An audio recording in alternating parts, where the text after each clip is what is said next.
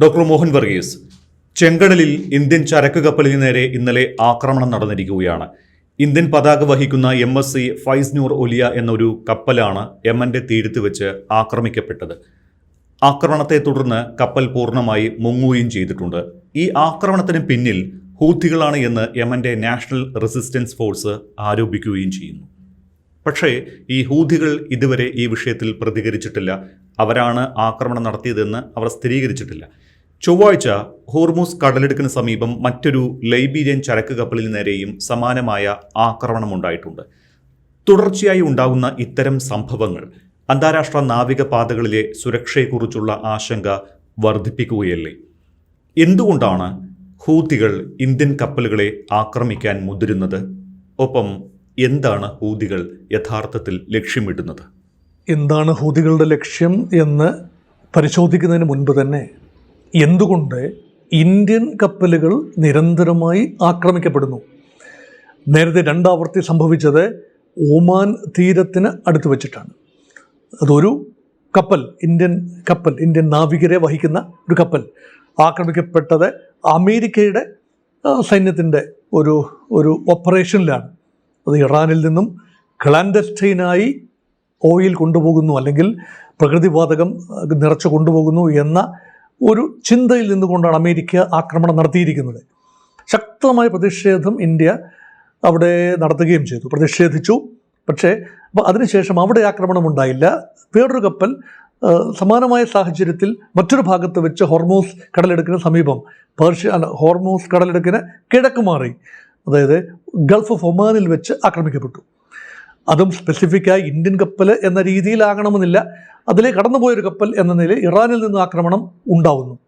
ഇപ്പോൾ ഇതാ മറ്റൊരു മേഖല, ഹൂതികൾ നിയന്ത്രിക്കുന്ന ഒരു മേഖലയാണല്ലോ ബാബ് എൽ മന്ദേബിന് സമീപമുള്ള ചെങ്കടൽ മേഖല. അപ്പം ചെങ്കടലിലേക്കുള്ള പ്രവേശന കവാടത്തിന് വളരെ അരികിൽ അൽ ഹുദൈദ എന്ന തുറമുഖ നഗരത്തിന് ഏതാണ്ട് 13 നോട്ടിക്കൽ മൈൽ അകലെ വെച്ച് ഒരു ഇന്ത്യൻ കപ്പൽ ആക്രമിച്ചിരിക്കുന്നു. അത് ചെയ്തിരിക്കുന്നത് യമനിലെ ഹൂതികളാണ് എന്നാണ് യമൻ്റെ വക്താക്കൾ പറഞ്ഞിരിക്കുന്നത്. കാരണം യമൻ എന്ന രാജ്യം ഹൂതികളുമായി ബന്ധമുള്ള ഒരു രാജ്യമല്ല, അവരെ വിമതരായിട്ടാണ് ഹൂതികളെ കണക്കാക്കുന്നത്. പക്ഷേ ഹൂതികൾ ഇന്ത്യൻ കപ്പൽ ആക്രമിച്ചത് ആക്സിഡൻ്റലായിട്ടാവാം, അല്ലെങ്കിൽ ഡെലിബറേറ്റായി തങ്ങളുടെ അനുമതിയില്ലാതെ കടന്നു എന്ന കാരണത്താലാകാം, അല്ലെങ്കിൽ ഏതെങ്കിലും രീതിയിൽ ഇസ്രയേലി ബന്ധമോ അമേരിക്കൻ ബന്ധമോ ആരോപിച്ചുകൊണ്ടാവാം, അല്ലെങ്കിൽ ഏതെങ്കിലും രീതിയിലുള്ള സംശയത്തിൻ്റെ പുറത്താകാം. എന്തായാലും ഇപ്പോഴും ഹൂതികൾ ആക്രമണത്തിൻ്റെ ഉത്തരവാദിത്വം ഏറ്റെടുത്തിട്ടില്ല. നോക്കൂ, ഹൂതികൾ ആക്രമിക്കുമെന്ന് പറഞ്ഞിരുന്നത് ആരെയാണ്? സൗദി അറേബ്യയ്ക്ക് നേരെയാണ് നാവിക ഉപരോധം പ്രഖ്യാപിച്ചിരുന്നതും സൗദി കപ്പലുകളെ തങ്ങൾ ആക്രമിക്കും, തങ്ങളുടെ അനുവാദമില്ലാതെ, അല്ലെങ്കിൽ തങ്ങളുടെ അനുവാദമൊന്നല്ല, സൗദി അറേബ്യ യുദ്ധത്തിൽ പങ്കെടുക്കുന്നത് കൊണ്ട്, അമേരിക്കൻ സേനകളെ ഹോസ്റ്റ് ചെയ്യുന്നത് കൊണ്ട്, തങ്ങളുടെ തന്നെ തുറമുഖ നഗരമായ ഹുദൈദയെയും അതുപോലെ തങ്ങളുടെ പ്രധാനപ്പെട്ട നഗരമായ സനയെയും ആക്രമിച്ചതുകൊണ്ടും, തങ്ങളുടെ നേതാക്കൾക്ക് ആയത്തുള്ള അലി ഖമേനിയുടെ ശവസംസ്കാര ചടങ്ങിൽ പങ്കെടുത്തതിന് ശേഷം തിരിച്ചു വന്ന് ഇറങ്ങാൻ ശ്രമിക്കുമ്പോൾ സന വിമാനത്താവളം മുഴുവൻ ബോംബ് ചെയ്ത് അവരെ അപായപ്പെടുത്താൻ, തങ്ങളുടെ പ്രിയപ്പെട്ട നേതാക്കളെ അപായപ്പെടുത്താൻ സൗദി അറേബ്യ ശ്രമിച്ചതുകൊണ്ട് സൗദി അറേബ്യയെ നിരന്തരമായി ആക്രമിക്കുന്നു. സൗദി എണ്ണക്കപ്പലുകൾ, 2 എണ്ണക്കപ്പലുകളെ കഴിഞ്ഞ ആഴ്ച ഹൂതികൾ ആക്രമിച്ചിരുന്നു. അതുപോലെ സൗദി തുറമുഖ നഗരങ്ങൾ ആക്രമിച്ചിരുന്നു. ആരാംകോയുടെ ഉൾപ്പെടെ എണ്ണ സംഭരണശാലകൾ ആക്രമണ വിധേയമായി. പക്ഷേ മറ്റൊരു രാജ്യത്തിൻ്റെയും കപ്പലുകളെ മുൻപ് ആക്രമിച്ചിട്ടുണ്ട്, അമേരിക്കൻ കപ്പലുകളെ ആക്രമിച്ചിട്ടുണ്ട്, ശരിയാണ്. പക്ഷേ ഈ റൗണ്ടിൽ എന്തുകൊണ്ട് ഇന്ത്യൻ കപ്പലുകളെ ആക്രമിക്കാൻ ഹൂതികൾ മുതിരുന്നു? ഇതാണ് ചോദ്യം. അപ്പോൾ ഇവിടെ ഇതിനൊരു കൃത്യമായ ഉത്തരം ഇന്ത്യക്കില്ല. ഇത് ആക്സിഡൻ്റലി സംഭവിച്ചു പോയതാണ് എന്നെങ്കിലും ഹൂതികൾക്ക് പറയാമായിരുന്നു. ഇനി അതല്ല, ഏതെങ്കിലും മറ്റ് രാജ്യങ്ങളുടെ ഏതെങ്കിലും മിസൈലുകൾ വഴിതെറ്റി, ലക്ഷ്യം തെറ്റി, ഉദ്ദേശം തെറ്റി വീണതാണോ? അറിയില്ല. എന്തായാലും 14 യാത്രക്കാരുണ്ടായിരുന്ന ആ കപ്പലിലെ 13 പേരും ഇന്ത്യക്കാരായിരുന്നു. അവരെയൊക്കെ തന്നെ യമൻ്റെ തീരസംരക്ഷണ സേന രക്ഷിച്ച് സുരക്ഷിതമായ ഒരു കരയിലേക്ക് കൊണ്ടുവന്നു. പക്ഷെ കപ്പൽ തകർന്നു എന്നതാണ്. അപ്പോൾ ഇതൊരു സൂചനയാണെങ്കിൽ യഥാർത്ഥത്തിലുള്ള ഫിയർ സൈക്കോസിസ് ആണ്. ഇന്ത്യക്ക് ആവശ്യമുള്ള എണ്ണയുടെ സിംഹഭാഗവും വരുന്നത് ചെങ്കടലിലൂടെ, ഇപ്പോൾ ഹോർമൂസിലൂടെ കടന്നു വരുന്നതിന് പരിമിതിയുണ്ട്.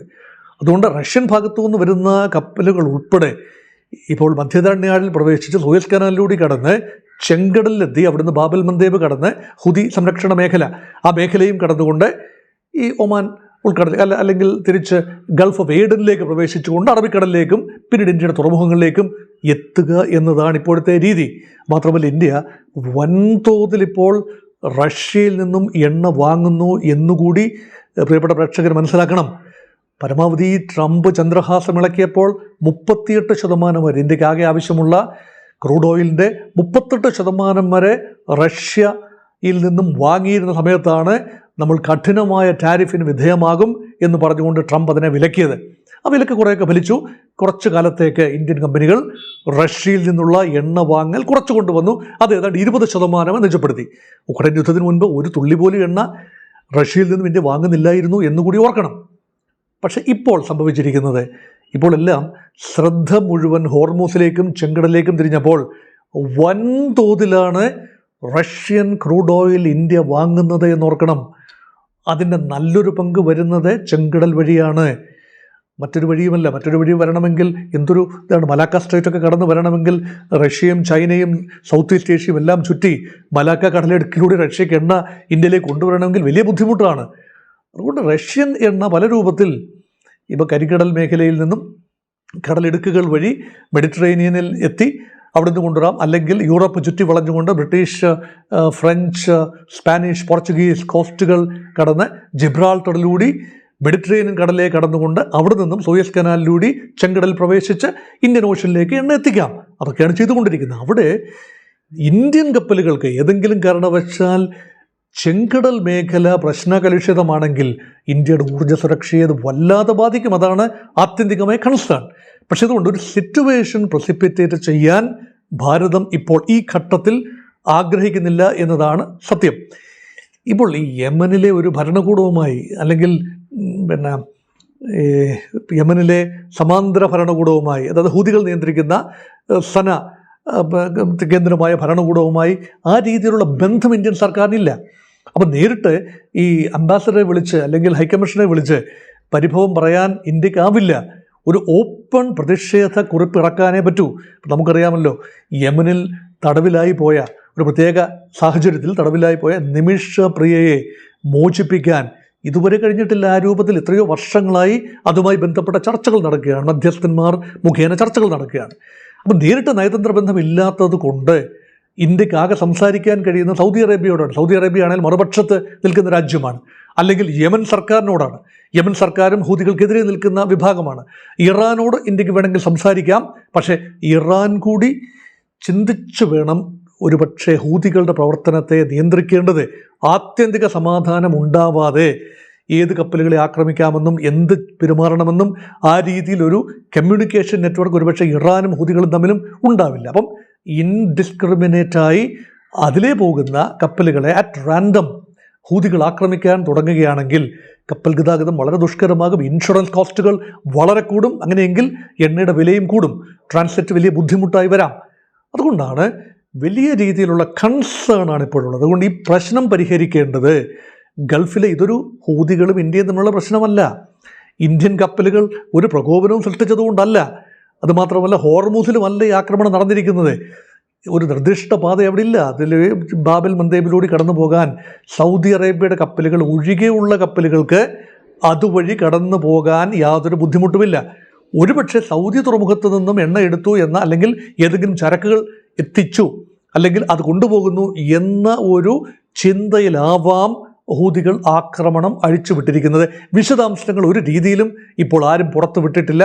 അതേക്കുറിച്ച് അജ്ഞാതമാണ്. അതുകൊണ്ട് അത് ആധികാരികമായി അതേക്കുറിച്ച് പറയുന്നത് പോലും വലിയ സാഹസമാണ്. പക്ഷെ ഒരു കാര്യം വ്യക്തമാണ്, മധ്യപൗരസ്ത്യ പ്രദേശത്തെ ആകമാന സ്ഥിതിഗതികൾ ശാന്തമാകാൻ ഇന്ത്യക്കും ഒരു കമ്മിറ്റ്മെൻ്റ് ഉണ്ട്.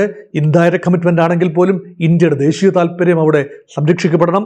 ഇന്ത്യൻ വംശജരുടെ സുരക്ഷിതത്വം, ഇന്ത്യൻ പ്രവാസികളുടെ സംരക്ഷണം, ഇന്ത്യൻ പ്രവാസികൾ അയച്ചു കൊടുക്കുന്ന ഫോറിൻ റെമിറ്റൻസ് അതിൻ്റെ തുടർന്നുമുള്ള വരവ് ഉറപ്പുവരുത്തണം. അതുമാത്രമല്ല, ഇന്ത്യയുടെ ഊർജ്ജ സുരക്ഷയുടെ പ്രധാനപ്പെട്ട ഭാഗമാണ് ഈ ഓയിൽ സെക്യൂരിറ്റി. അത് ഉറപ്പ് വരുത്തണമെങ്കിൽ രണ്ട് കടൽപ്പാതയും കൂടി ഒരുമിച്ച്, അതായത് ചെങ്കടൽ പാതയും ഹോർമൂസ് പാതയും ഒരേപോലെ ബ്ലോക്ക്ഡ് ആവുകയാണെങ്കിൽ 80% ഓഫ് ഇന്ത്യസ് ഓയിൽ ഇമ്പോർട്ട്സ് ആണ് അഫക്റ്റഡ് ആവുന്നത്. ആ സാഹചര്യം നമുക്ക് ഒരിക്കലും സ്വാഗതാർഹമല്ല. ഒരുപക്ഷെ റഷ്യയിൽ നിന്ന് എണ്ണ ലഭിക്കും, പല ഇടത്തു നിന്നും എണ്ണ ലഭിക്കും. പക്ഷെ അത് കൊണ്ടുവരണമെങ്കിൽ ഈ ഒരു കപ്പൽ പാത വളരെ നിർണായകമായ സ്ഥിതിക്ക് ഇവിടെ ഇന്ത്യൻ കപ്പലിന് നേരെ ഒരു ആക്രമണം ഇദം പ്രഥമമായി ചെങ്കടലിൽ വെച്ചുണ്ടായിരിക്കുന്നു. അത് തീർച്ചയായും വലിയ രീതിയിലുള്ള ഒരു ഞെട്ടലാണ്, കൺസേണാണ് ഇന്ത്യയെ സംബന്ധിച്ചിടത്തോളം ഉണ്ടായിരിക്കുന്നത്. നമുക്ക് ഇന്ത്യയും ഇറാനും തമ്മിലും, ഇന്ത്യയും മറ്റ് രാജ്യങ്ങൾ, ഗൾഫ് മേഖലയിലെ രാജ്യങ്ങൾ തമ്മിൽ, ഇന്ത്യയും അമേരിക്കയും തമ്മിലുമുള്ള നിരന്തര സംവാദങ്ങൾക്ക്, സുഗമമായ എണ്ണ കൊണ്ടുവരലിന്, എണ്ണ കടത്തിന് ആവുന്ന രീതിയിൽ ഒരു പരിഹാരമാർഗം എത്തിച്ചേരാൻ നിങ്ങളെല്ലാം ചേർന്ന് പരിഹരിച്ചോളൂ എന്നതല്ല, ഇന്ത്യക്കും തങ്ങളാലാവുന്നത് ചെയ്യേണ്ടി വരും, ചെയ്യാൻ ഇന്ത്യ സന്നദ്ധമാവേണ്ടി വരും എന്ന സൂചനയോടുകൂടി അവസാനിപ്പിക്കുന്നു. നമസ്കാരം.